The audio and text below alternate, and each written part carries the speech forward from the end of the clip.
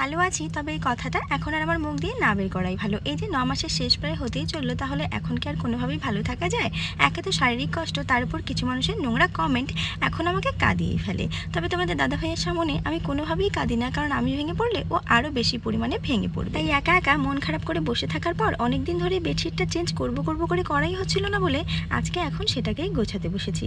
কিন্তু জানো তো, মাঝে মাঝে ভাবি ভগবান আমাকে যেন একটু মনের জোর দেন, যাতে হাসপাতালে যাওয়ার আগেও এলোমেলো নয়, সবটা গুছিয়ে রেখে যেতে পারি, যাতে করে অসুস্থ শরীর নিয়ে বাড়ি ফিরে আমায় চাপ না নিতে হয়। তো এই যে ঘর গুছিয়ে একেবারে নোংরা বেডশিটটা সার্ফে ভিজিয়ে রেখে রুমটাকে ঝেড়ে তারপর উঠোন ঝেড়ে এই কড়া রোদে ঘরে নয় বাইরেই বসেছি হাওয়া খেতে। তবে তারপর কি যেন মনে হলো, ঘরে এসে ফোন হাতে নিতেই দেখছি তোমাদের দাদাভাই মেসেজ করেছে ওআরএস গোলানো জলটা খেতে। কিন্তু দেখো, একে তো গরম, তার উপর সন্ধে হতে লাইনটা চলে গেছিলো, তাই লাইন আসাতেই শরবত করে খেয়ে একেবারে রাতে ওই শর্টকাট রান্না করে খেয়ে প্রত্যেক দিনের মতো রাতের বেলাতে 9 মাসের শেষে নর্মাল ডেলিভারির জন্য গরম দুধে ঘি মিশিয়ে খাচ্ছিলাম।